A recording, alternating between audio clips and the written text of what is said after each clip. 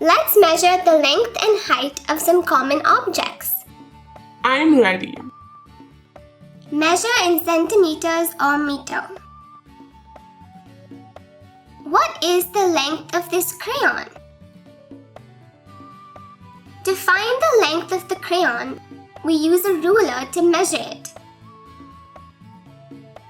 Place the crayon alongside a ruler. We see that the length of the crayon is 6 centimeters. Keep up the good work. What is the height of this box? Thank you for watching.